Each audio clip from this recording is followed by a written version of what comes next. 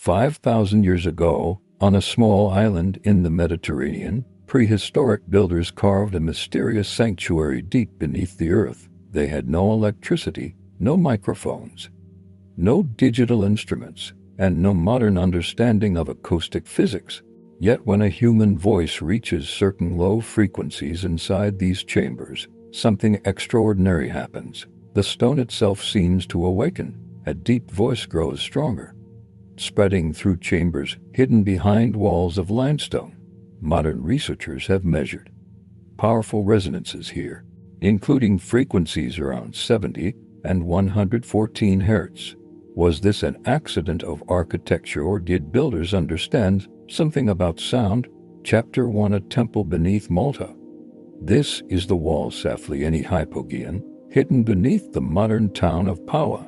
Its story reaches back more than 5,000 years, into an age before the Egyptian pyramids dominated the desert horizon.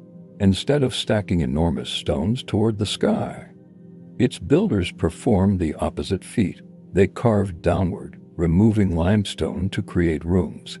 The result was an extraordinary underground complex spread across several levels and connected through narrow passages. Thousands of human remains were eventually deposited here. Chapter 2: Architecture in Reverse. But this was not simply a collection of caves. The builders deliberately shaped the underground environment.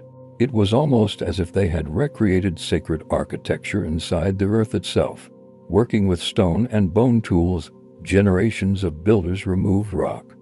But one feature would remain invisible to archaeology for thousands of years. You cannot see it carved into a wall. You have to hear it. Chapter 3: The Oracle Room. Deep within the middle level lies one of the Hypogeum's most fascinating chambers, the so-called Oracle Room. Inside the chamber is a carefully carved niche whose unusual acoustic behavior has fascinated visitors. Speak normally, and the chamber produces expected echoes. But lower the voice toward particular frequencies, and the experience changes. The sound becomes richer. Certain tones are reinforced by the geometry. A quiet male chant at the right pitch can produce a surprisingly powerful resonance. The sound can travel through the subterranean complex. Chapter 4: The Frequency. Researchers eventually brought modern acoustic equipment into the prehistoric chambers to measure what human ears had noticed.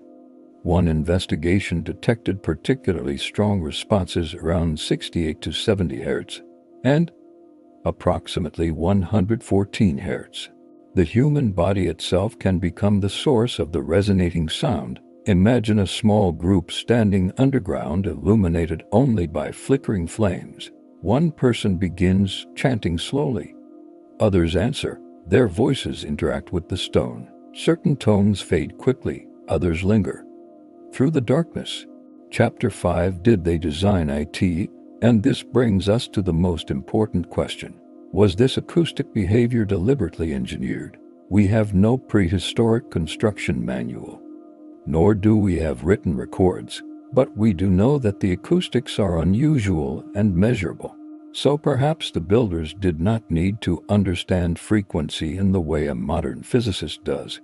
They only needed their ears. Chapter 6: Engineering without equations. Imagine carving a chamber, entering it, chanting, listening, and then changing its shape.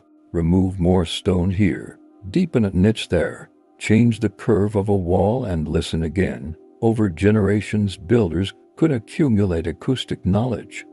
Human civilizations mastered many complex skills through observation. Sailors understood winds. Farmers understood seasons. Builders understood balance, weight, and stone. Chapter 7: Sound and the Human Mind. Then researchers asked a controversial question. Could these frequencies influence the people hearing them?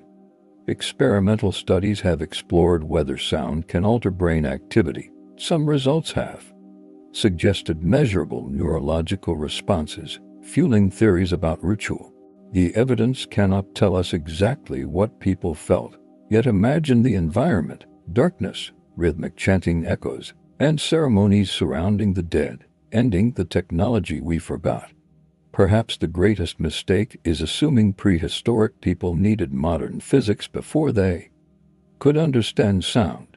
They may not have known the word hertz, but they knew which rooms made a human voice powerful. 5,000 years later, the stones are still answering.